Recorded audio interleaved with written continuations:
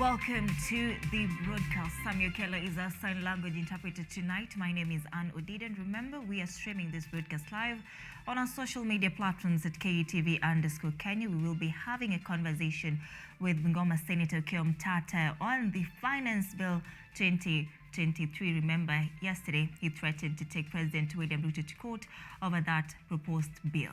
Let's get started. Now, President William Ruto has called on African leaders to establish a sustainable funding in order to accelerate infrastructure development so as to enable stimulation of trade across the continent. Ruto spoke today at Safari Park Hotel during the opening of African Continental Free Trade Area, and the third Kenya International Investment Conference has pointed out that lack of efficient transport system remains a hindrance to investment. President William Ruto has today welcomed all leaders and delegates to the African Private Sector Dialogue on African Continental Free Trade Area and the third Kenya International Investment Conference, which commenced today morning at Safari Park Hotel, Nairobi. During the opening ceremony, Ruto urged African leaders to prioritize regional peace and security to foster a conducive environment for trade and economic growth. Non-tariff barriers distort investment dynamics and impede competitiveness. As a result, non-tariff barriers effectively undermine or even invalidate a free trade area. This is why we must take such barriers as weak transport and logistics capacity, customs-related delays, rules of origin, import bans and export restrictions, quotas and levies, technical barriers, import permits and licenses very seriously. The president also made a commitment to remove visa restrictions in Kenya in order to facilitate the movement of people, goods and services, thereby supporting the implementation of AfCFTA. He highlighted the importance of aligning government and private sector efforts to meet the significant demand for transportation, infrastructure, energy and ICT. The economy, development and self-sufficiency are multi-sectoral and interconnected concerns that must be pursued through collaboration and consultation by all stakeholders in the public as well as the private sectors at the domestic, regional as well as continental levels.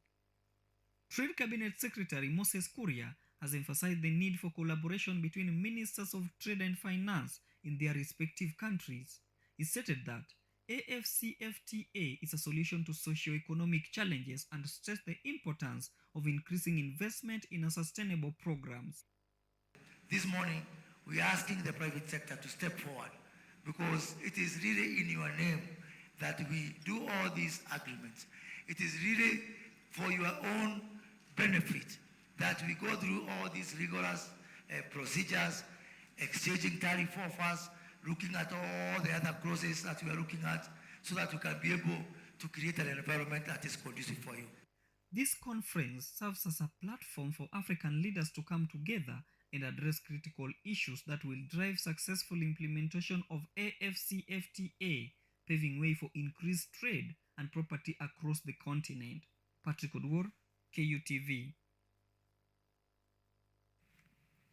Chief Justice Martha Koome has today hosted Lord Chief Justice Honorable Lord Burnett of Maldon, who engaged with selected members of the judiciary on fostering interjudiciary dialogues for the future of judiciaries in a globalized world. According to Lord Burnett, the judiciary is of equal importance to both the legislature and the executive, highlighting that all democracies depend on the rule of law and an independent judiciary is the bedrock on which the rule of law is built. CJ Koome added that judicial collaboration is key for promoting the rule of law, human rights, democracy and development.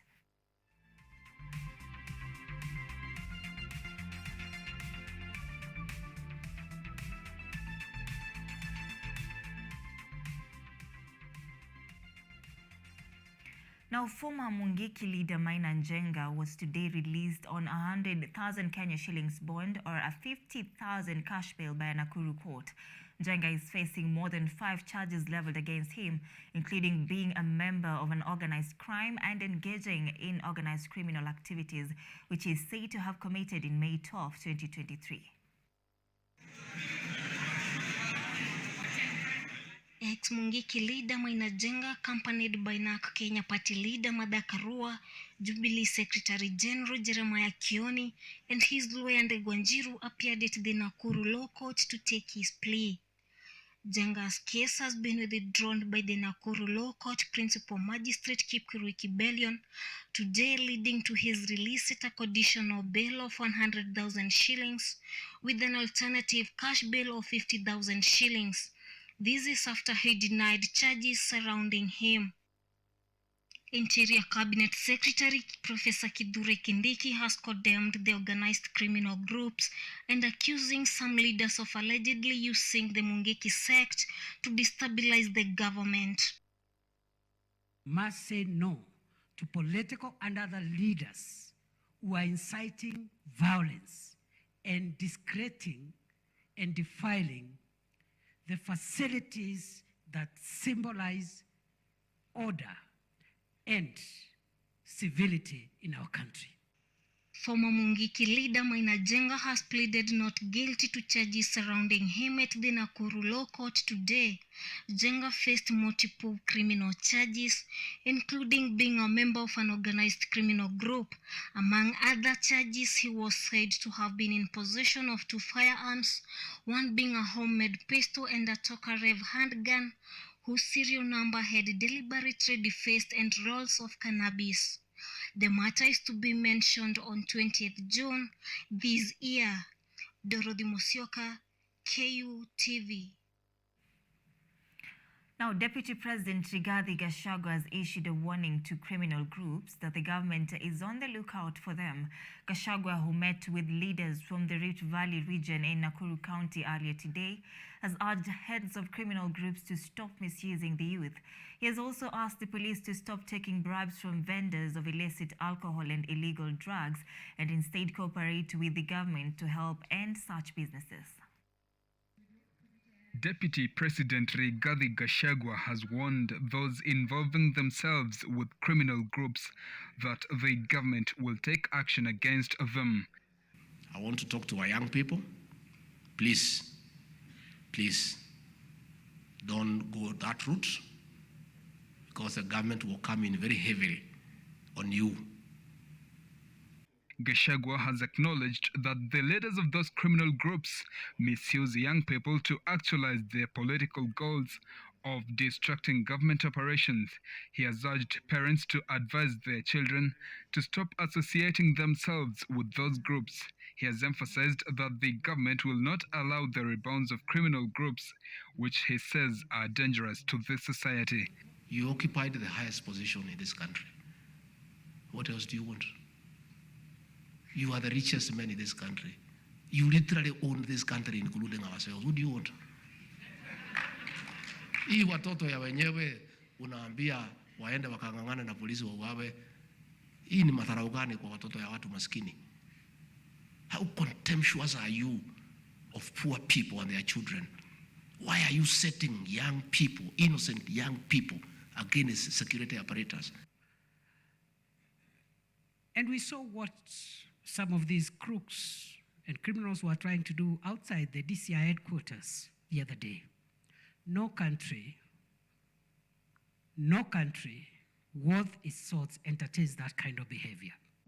The deputy president wants the police to join hands with the government so as to curb sale of illicit alcohol and drugs.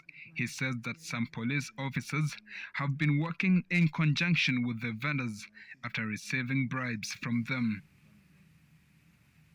This war on illicit brews and drug abuse and other crimes will solidly be in the hands of the station commander, and the success or failure of it will be your marking scheme. And there is no station commander who has failed in one station who will be taken to lead another one. Gachagua has urged leaders at the grassroots level to expose those selling illicit alcohol and illegal drugs, or else they will lose their jobs. Wewe kama huwezi pigana na hii maneno, utupatie nafasi tafadhali, vijana ni wengi, of sasa many who can do the similar job. And the professor is very candid. Wanakaja, we have a problem. That is the truth. We have a problem. Deputy President Rigathi Gachagua now calls for a reduction of the number of bars selling alcohol. Joseph Kes, KUTV. Now, the inclusion of people living with disabilities has been prioritized, especially in the technology area, beg your pardon. Different organizations continue to invent assistive technologies for the disabled with the aim of easing their daily activities. In its efforts to build awareness regarding the issue of assistive technology, Enable organization organized a 3-day conference in Nairobi to highlight the development and strategies to improve availability of assistive technology in Africa. Just smiling. Technological advancement is one of the key drivers in any growing economy. As the world continues to embrace technology, Enable organization has taken its role in the society to ensure that people living with disability are not left behind. Through this year's Inclusive African Conference, the organization brought together stakeholders, innovators, sponsors, investors, as well as other organizations to highlight the issue of access to assistive technology for people living with disability. According to Steve Tawia, an investor in the organization, for solutions to be provided, there is need to invent locally depending on the needs and environment of people living with disability. Enable to develop the spaces, maybe within schools and universities, to have what we call fab lab, fabrication labs, small design schools, and help people really to create products that are for them, right? Not imported from outside, that our solutions can be adjusted. The founder of the Enable organization, Irene Barry Kirika, also tells us that innovators must first understand the issues related to disability to ensure that whatever they innovate suits people living with disability, especially in technology. You'll begin to realize how we really need to engage more people, more countries, more businesses, so that we can start coming up with solutions that really are more inclusive to everyone, especially every African. When we're talking about Africa being a mobile-first economy, we need to make sure that all the digital products that we're developing for these mobile phones are actually inclusive to persons with disabilities. In relation to the issues of employment for the disabled, Daniel Ngugi, together with Samuel Mwiti, who are stakeholders, tells us that although there are few set strategies, implementation still remains a challenge. There are so many policies and regulations, but now the current challenge we have is implementation. The companies are not implementing the 5% employment of persons with disability. Many stakeholders are not adapting inclusive strategies for persons with disabilities. So there's a big gap in terms of implementation. Government has done a lot in terms of legislation. We have 5% representation of persons with disabilities, but the implementation of these policy is an uphill task because the mindset of the society believes that these people with disabilities are a burden to the organization. Although the inclusion of people living with disability continues to be given priority in the country, there is still a need to close the technology gap to ensure that technological advancement works for everyone. As the world continues to advocate for inclusivity among people living with disability, the Enable organization, through the Inclusive Africa Conference, seeks to advocate for accessibility of assistive technology among people living with disability. Ruth Wanjiru for KUTV. The soaring prices of essential commodities such as fuel, sugar and unga have imposed a heavy burden on the society, particularly residents of slums like Mukuru Kwanjenga. This feature by Salma Saleh sheds light on the challenges faced by individuals and families as they navigate the high cost of living. It showcases their resilient spirit in the face of adversity. Take a look. As one steps into the slums of Mukuru Kwanjenga, a sprawling community in Nairobi County, the struggles of its residents become painfully evident. With limited resources and meager incomes, they are forced to confront the harsh reality of exorbitant prices for basic necessities. Fuel prices have skyrocketed, while the cost of sugar and unga has become increasingly unaffordable for the majority of households. Increased tax and levy proposals in the 2023-2024 finance bill by the government continue to worry these Kenyans, especially after the rapid increase of fuel prices, sugar prices, and even unga, as many families decry their inability to meet their needs. Na sisi kama wajane watuangalie. Kwa hivyo vile kama mimi niko na watoto, nimeshindwa hata vile wengine waendi shule, hata kukula imekuwa ni shida. Sasa tunaomba serikali kama inawezekana watupunguzie vitu na watuangalie sisi wajane, hata kuna wengine wako na shida. I met a woman, a greengrocer, who narrates to us how the high cost of living has affected every aspect of her daily life. For her, finding enough money to meet all her needs has been a major challenge. Sasa tuko na shida nyingi Kenya kwa sababu kila kitu yote iko juu. Utanunua unga, utanunua mboga, ama utalipa nyumba. Sisi tuko na shida. Due to the rapid increase of unga prices, the staple food in Kenya, many families have had to reduce their meal consumption or switch to cheaper alternatives. Responsibilities have become heavy with the burden of rent, food, and school fees weighing them down. Despite the harsh economic conditions, these residents display great resilience and creativity in their struggle to survive. A woman who runs a food business tells us that she started this business as an alternative to earn extra income despite being employed in another hotel. Nafanya hii kazi ya hoteli. Napelekanga chakula kwa kampuni. Sasa niliona haisaidii juu ni kidogo, mapato ni kidogo. Ndio maana niliona tu nifungue hapa, nisapata ya sabuni na unga. Addressing the issue of high cost of living requires a multi-pronged strategy involving the efforts of the government and the community as a whole. However, President William Ruto, who spoke at a joint meeting with the press on the 14th of this month, says that the imposed taxes will help the nation solve the problems it faces. This 8% that we are adding is going to give us about 50 billion shillings.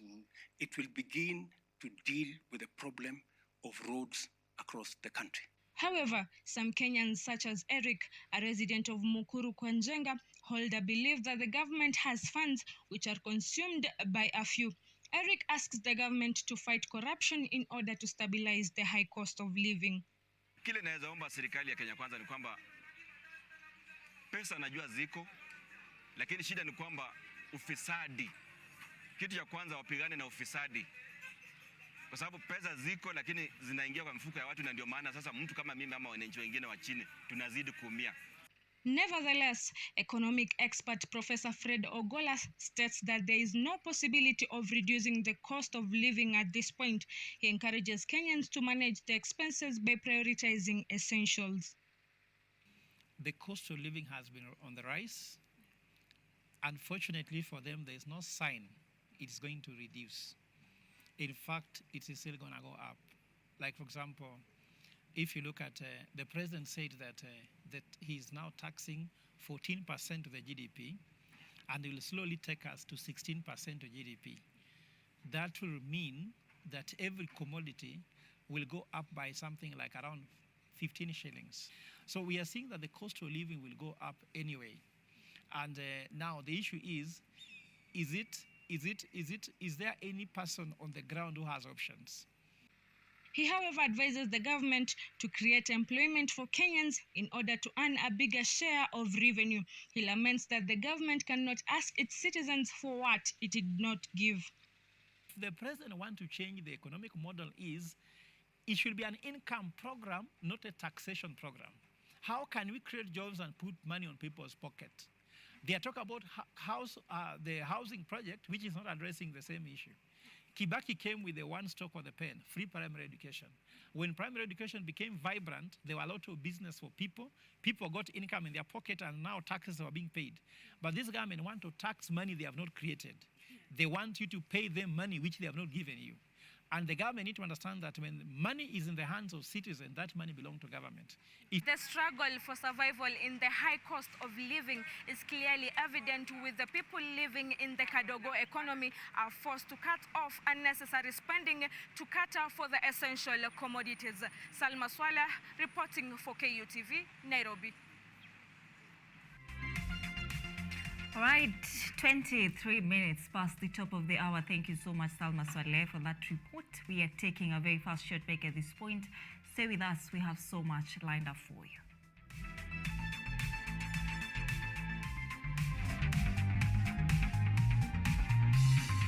Media practitioner, a graduate, or you just want to advance your skills in television production? Then welcome to Kenyatta University, where education meets innovation. KUTV, the premier university television station in Kenya, is now offering short courses in TV studio, field technical operations, and video editing. Through these courses, you will acquire hands-on skills on camera operations, media production, lighting techniques, audiovisual editing, and sound and visual control, and how to operate key equipment in modern TV control room. Enroll today at KUTV and discover your full potential in cutting-edge TV broadcasting. Graduates of these courses will receive professional certificates. For more information, visit our offices at KUTV Studios or call us on 020-870-4252 or 020-870-4255 or SMS us on 0739-110-544. KUTV, a new experience.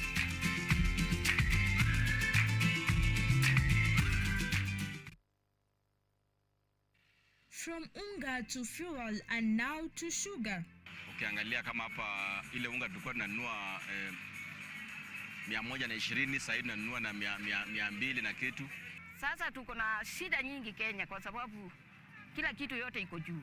The struggle to afford necessities such as groceries, school fees and rent is increasingly becoming unaffordable. Maisha imekuwa ngumu. Mapato si vile nilikuwa napata kitambo. An 8% VAT is, however, expected to help collect funds to solve problems that Kenyans are facing. This 8% that we are adding is going to give us about 50 billion shillings. It will begin to deal with the problem of roads across the country. But economic experts have a different opinion. This government is disinterested. You'll wait for forever. And if you're waiting for forever, Waswahili wanasema ukingoja meli airport haitapatikana. Join me, Salma Swaleh, next Monday at 6:30 p.m. and 9 p.m. as we talk about the battle for survival, only on KUTV.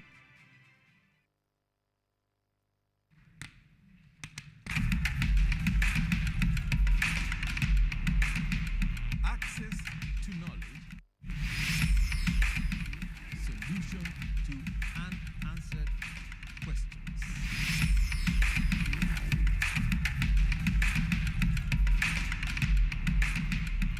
Guidelines to pursuing your rights and repossessing your property, intellectual or material. This and more, only on Law Matters.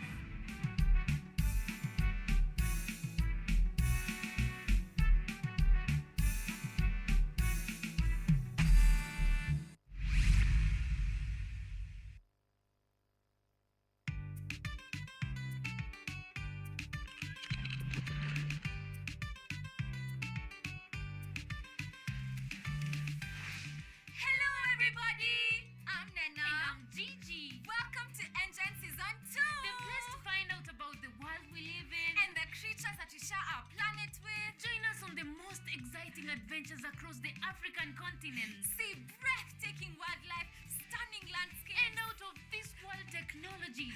Meet incredible scientists and learn fantastic facts. Explore, discover, be amazed. Be part of the next generation of African change makers. Be a part of Engine, Africa's #1 science discovery program. Yay! We're learning every day. Engine leads the way.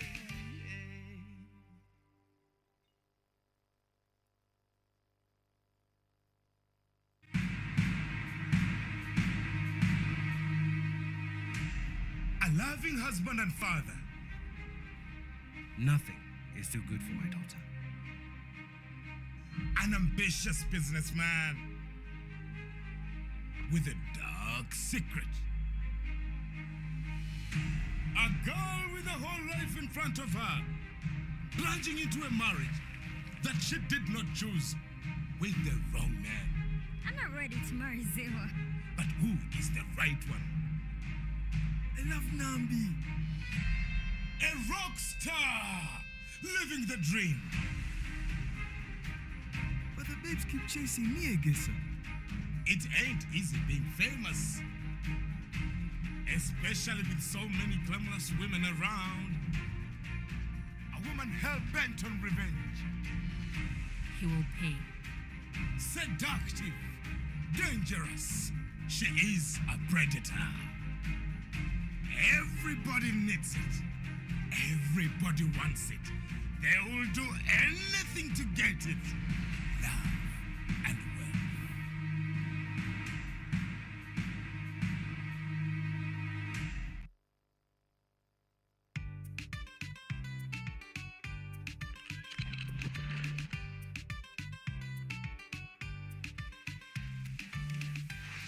Hello, everybody.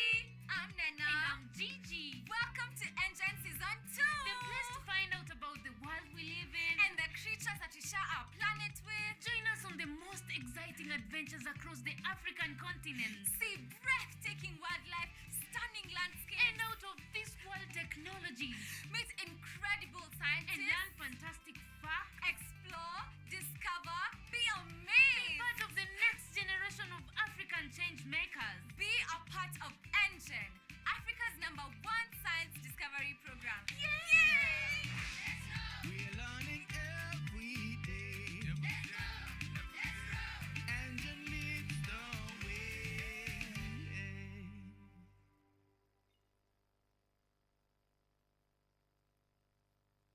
Technology, science, innovation, ICT and research. These are the ingredients upon which the solutions to the 21st century problems are founded. In a world that is rapidly changing, it's all hands on deck to ensure a balance in all fields of life.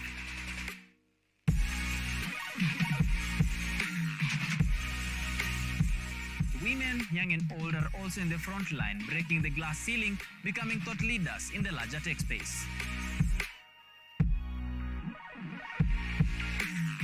Not forgetting other societies marginalized. And when the tech Avengers come together, we inch closer to a much safer, efficient, and sustainable world. What we view as a norm in today's advanced world was just an idea, and for nostalgic reasons, we trace back to the iconic days to bring you the retro tech. On Tech Innovation Show, we encapsulate all the pillars of the fourth industrial revolution, decoded in a language, all for one for all. Every Monday at 8:30 as we push the mantra, keep learning something new each and every day. Only on KUTV, a new experience.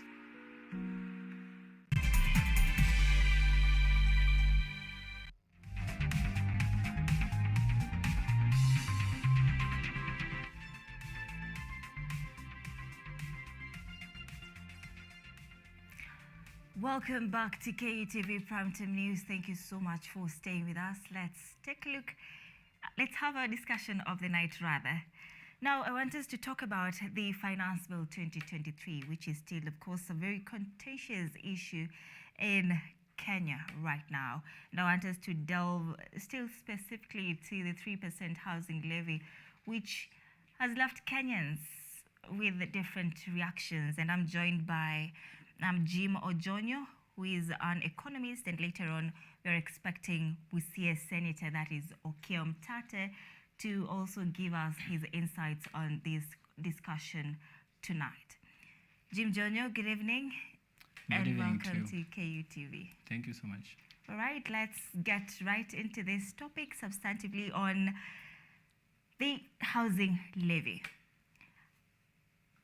how would you define this housing levy thing from your own point of view? I understand much has been said about it, but from your side as an economist, what would you have to say about it? Well, thank you for the opportunity. So, housing levy, it's a bit confusing. Let us be honest, because you find that it's a situation whereby Kenyans are asking themselves, are we being taxed or are we saving? Like, you see, they're being told that the employer is supposed to pay the 3%, and the employee as well is supposed to pay the 3%.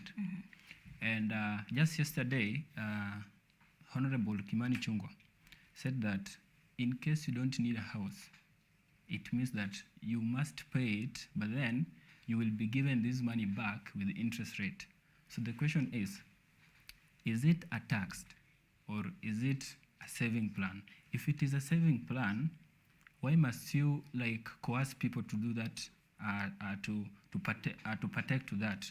Like, if it is a tax, we expect that you must coerce people to partake of it. But then if it is a saving, then you should now let it be like a free, something that someone who wishes to do so can do so. But again, the normal discussion has taken the stage that, you see,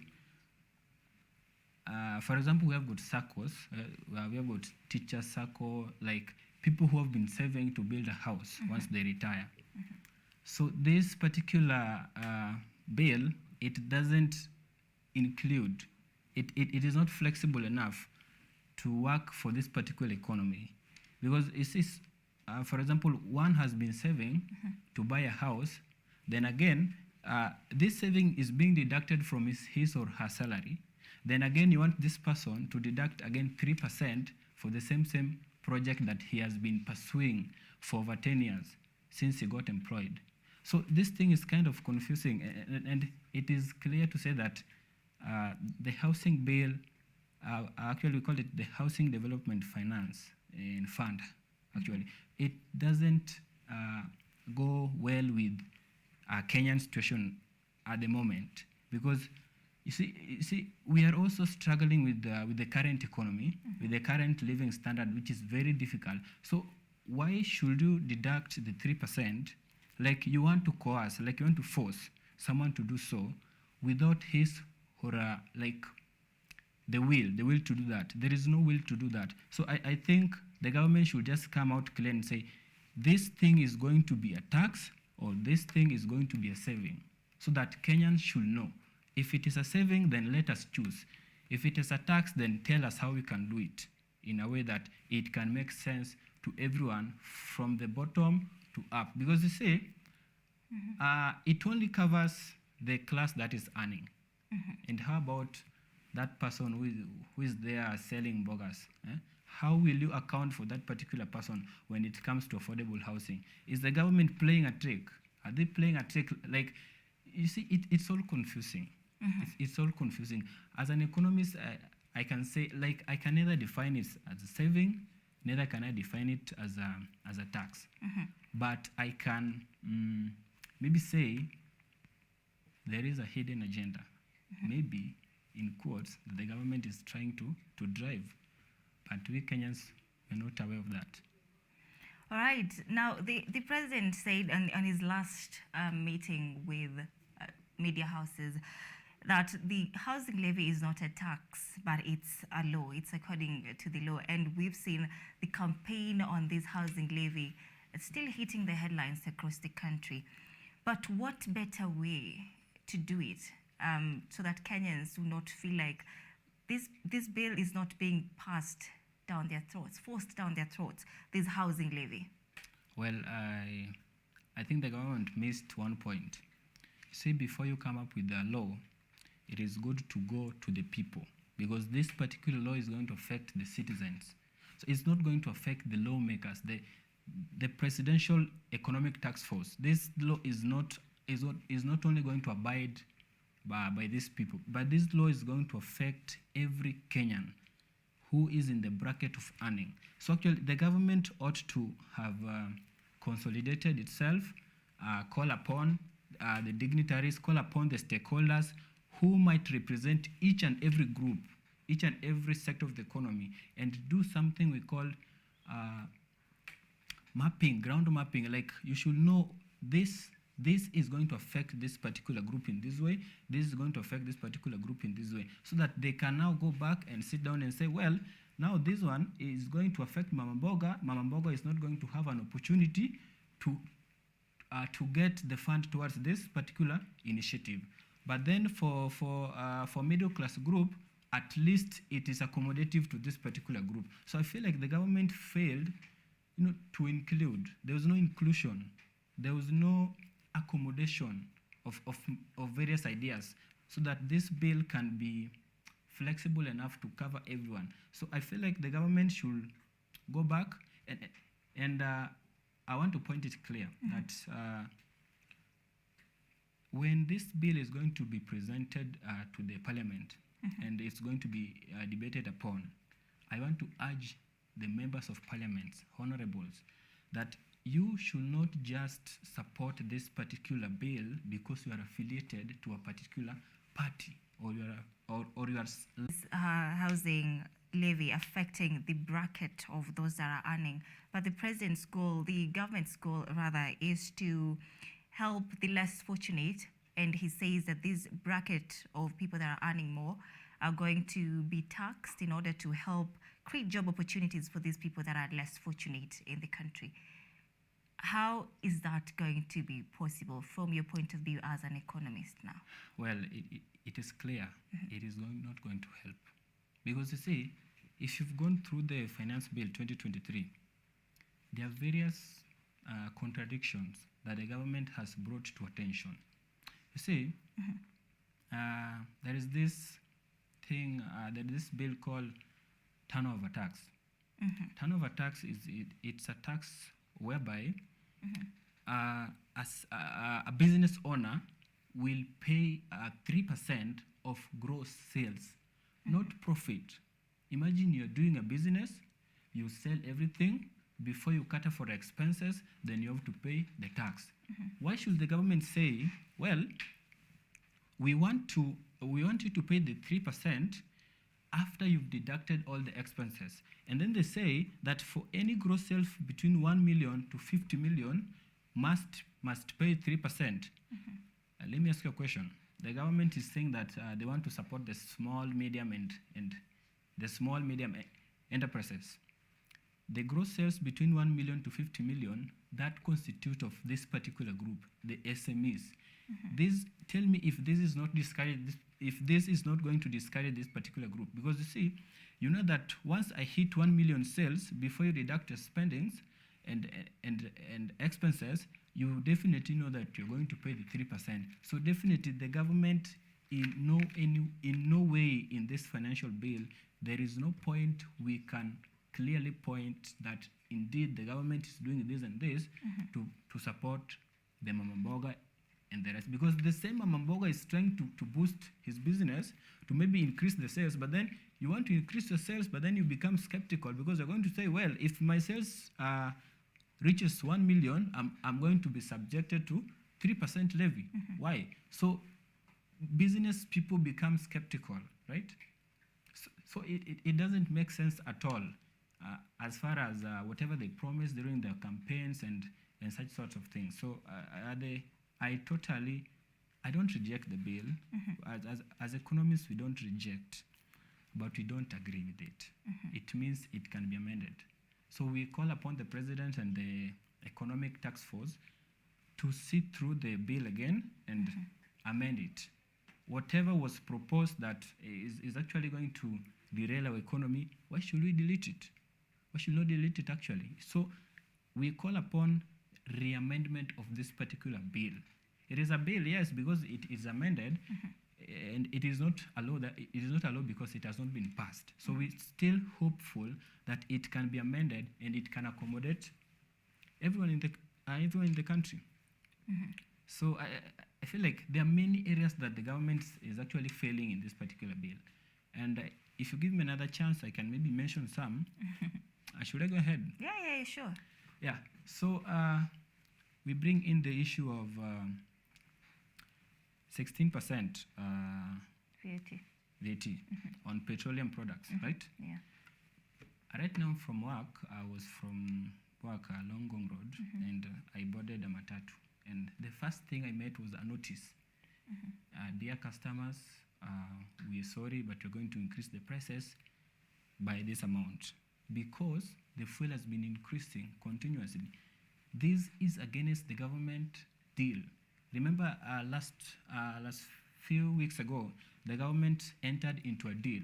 We call it G2G, government to government deal with Saudi Arabia and United Arab Emirates. Yeah. And the deal was to import fuel on credit. Do you know the main reason why the government opted for Saudi Arabia and United Arab Emirates? It's because the dollar, the currency was trading below the dollar. That is one. Second was to cushion the economy as far as energy is concerned, because you see, everything depends on energy. Every economy must depend on energy.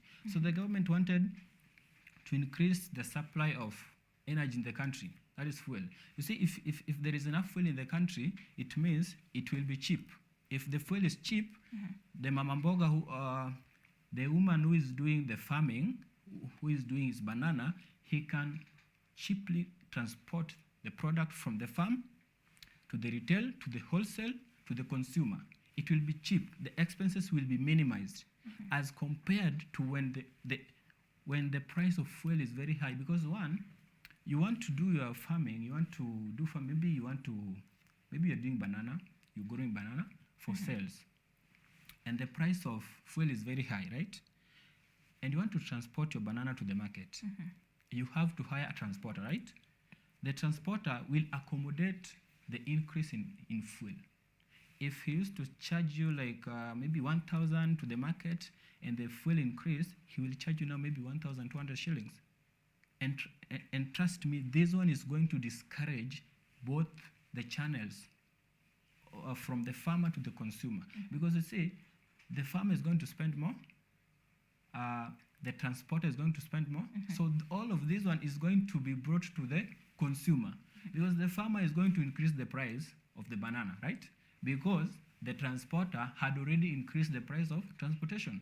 Then this is going to be channeled to the consumer, meaning the final consumer is going to buy this particular banana at a higher price, right? So why am I saying that the 16% is actually contradicting the government? The government promised us a cheaper cost of life, right? Then the same government is now putting a levy of double, actually it is double, from 8 to 16 petroleum products. This one means the production is going to increase, the production cost is going to increase, and at no point will you find a producer suffering because the tax has been increased. Let me tell you if you never knew that. A producer who is producing maybe, let's take for example, a simple thing like maybe bags, right? Because the cost of producing the bags has increased because it's using the energy whose price was hiked, right? The producer will increase the price of the bag. This price of the bag, it means the consumer is going to buy it at a higher price, right? This one means the tax burden has been transferred to the consumer. So in all of this, is the consumer who is going to suffer. So when the government is telling us that they want to support the small and medium enterprises, they want to support the mamboga, they want to support agriculture, but in real sense, they are increasing levy on petroleum products. The government is contradicting itself. The government is becoming counterproductive because it negates the plan of reducing the cost of fuel in the country by the fact that the government has increased the levy on petroleum products. Yeah. So the whole of financial bill, it is a mess. It is actually going to mess our economy. All right, Ojonyo, I understand that the national planning has closed the door for public participation, which we can say that this public participation on Finance Bill 2023 has already been done. Yeah. However, I understand that some leaders who want an expansive time for that conversation to continue And after public participation, this bill is going to be taken directly to the National Assembly, where later on it will be taken to the Senate. What if this bill passes the Senate? It's so unfortunate. Well, this is politics.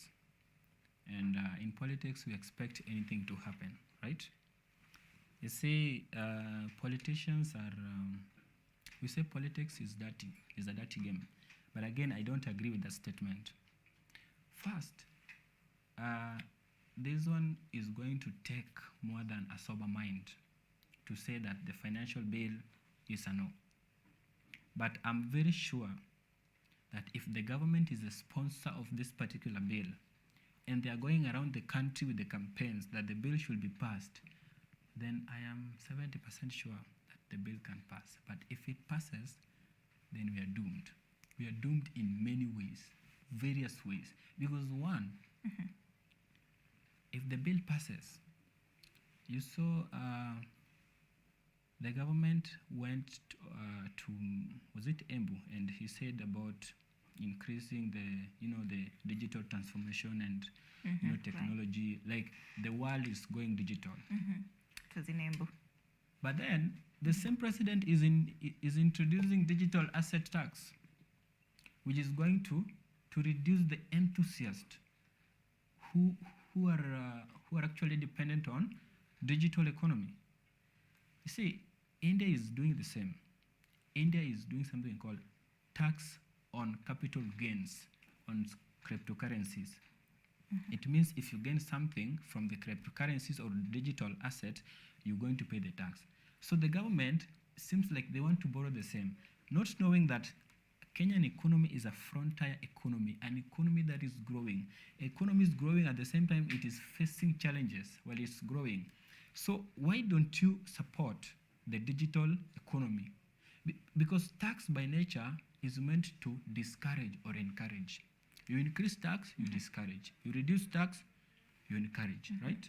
So if the government introduced, actually it's a new tax, it's called digital asset tax. If the government saw it was good to introduce this particular tax, it means it's going to we are going to have a reduction in the investment as far as digital economy is concerned, because people are going to be skeptical. People are going to fear, I'm earning less, but I still pay tax, right? So they will be like, there is no gain from this particular thing. Because for you to access the internet, for you to access the digital economy, you must spend. You must ensure that you are connected to the internet, and all these are expenses. When you are told to, again, to deduct part of it, you will feel discouraged. Right? So there is no point that when this financial bill is going to pass, there is no point of celebration at all in this country. And we must accept the fact that taxes are meant to discourage. If you increase tax, you are discouraging something. Why don't the government realize the particular goods? You see in economics, you have something called inelastic goods. Inelastic goods, these are goods whose demand will always be there, whether the price increase, right? Then these are basic goods. Why should you overtax a basic good? Because you definitely know we will buy them. Look at the price of sugar, around 400, 420, but we still buy sugar because it is a basic need. Look at the price of unga. It is very high, but we still buy it. So if a government is overtaxing a basic good, it means the government is indirectly making people to suffer, right? No. Let us be honest. Is it true? Wow. Yeah. Because you see, there are goods that are supposed to be taxed. There are goods. I'm sorry if there's someone who will feel offended, but again, why don't the government increase tax on harmful products like cigarette? Because you see, the government is trying to discourage cigarette smoking, maybe breweries. You've seen in the news every time our deputy president is saying about local breweries, all those things. Why don't the government increase tax on this, so that at least we are going to get revenue, but again we're also preventing the consumption. Why must you tax something that it is basic, right? Then again, The finance bill tied with the what we call a budget policy statement as at February 2023, the projections are unrealistic. You see, the projection for this year is the expenditure is supposed to be 3.6 trillion. 3.6 trillion, the government want to finance this. For you to finance 3.6 trillion, from the previous budget it was 3.3 trillion. It means the government must look for sources of this particular fund. And this is why the government is resorting to overtaxing, right? So if 3.6 trillion and yet the KRA is only capable of collecting maybe 2.5 trillion, so it means 3.6 minus 2.5, that is around 1.1 trillion. That is now what we call the deficit. This particular deficit, how is it going to be funded? The government is still going to resort to borrowing because our private sector is weak. So the government is telling us they don't want to borrow. That is one. They're increasing the spending. That is two. They're two contradicting things. You are increasing your expenditure while your revenue is less than your expenditure. In economics, when a revenue is less than expenditure, we call it budget deficit. But when the revenue is greater than the budget spending, we call it budget surplus, right? So in our scenario in Kenya, we always have budget deficit. It means we always lack something to help us achieve our goals, right? So the government has projected a 3.6 trillion budget that is set to be read on the month of July. Ojana, allow me to ask you this. There's somebody, Moses Mushiri, is asking, how do we cover the 200,000 housing units? He says, how do we motivate supply? Is it the idea that is wrong, or is it a question of we don't trust the government to implement this? Well, the last statement is not true, because we cannot base trust on economy. Economy doesn't run on trust. You might trust someone until they deliver nothing. So one, the issue is the supply. That is one thing. And the government must come up with the necessary measures to ensure that everything is well catered for and accommodated within their bill. The government rolled down, immediately they took power, they rolled down something called affordable housing, right? And the affordable housing was being done on particular regions of the country. It was not being done everywhere. The government was pinpointing, I don't know the formula they were using, but then it was not done on a standard way. They had their own choices. So instead of maybe having this thing of house levy and whatever, I think the better option is not the best, but the better. Why don't the government just decide to, build houses in every sub-county? We have houses in every sub-county. If indeed you want to support the initiative of affordable housing, why must you force people to maybe pay for the maybe levy and they don't want to pay for it? Why just build houses in every sub-county? Maybe if you decide you want to build maybe, I don't know the number I can use, but again, let's just take 1,000 houses per sub-county. This one will solve a lot of housing problems. And Moses, I think Moses is my, we were in the same school. He's still a student at the University of Nairobi.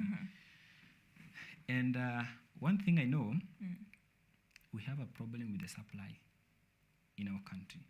The moment the supply is less than the demand, you definitely know there will be high cost, or rather the high price. So if you supply less and you demand more, there's a problem, because we need to have a balance between supply and the demand. Yeah, I think that is the extent to which I can answer that particular question. All right, Jim Jr. Saddens me that we have to stop at this point. My director is telling me we are working on borrowed time. We do appreciate your time, and are looking forward to hosting you once again another time. Thank you so much for your time as well. We are taking a very short break at this point. We're coming.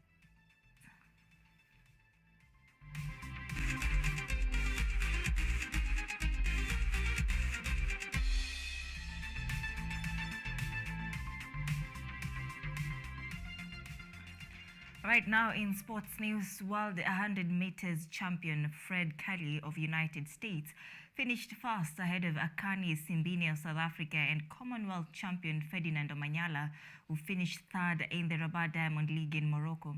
Commonwealth Games champion Mary Moraa finished first in the 800 meters women race in 1 minute and 58 seconds, while Australia's Catriona Bissett and USA's Sage Huter finished second and third respectively.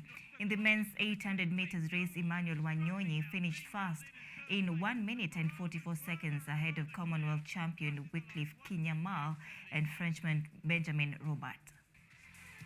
Big twitch there from Curley in 5. Slightly better start from Trayvon Bramell, but Curley moving smoothly now, beginning to get away. He's the biggest, he's the most powerful, he's the quickest tonight. 9.94 by Fred Curley.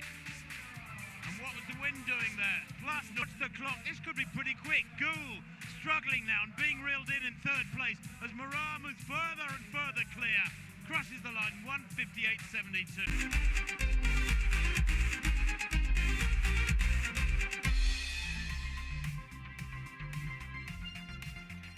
All right, that's a wrap for KUTV Prime Team News. Many thanks indeed for keeping us company. Be sure to join me again tomorrow for the Prime Team News, inshallah, of course, for a conversation on the state of the nation. Hopefully, the Busia Senator Okeomtate will be able to join us tomorrow for that particular discussion. My name is ODIDA. I'm in the company of SAMMY OKELLO, is a sign language interpreter tonight. Have a good night and see you tomorrow.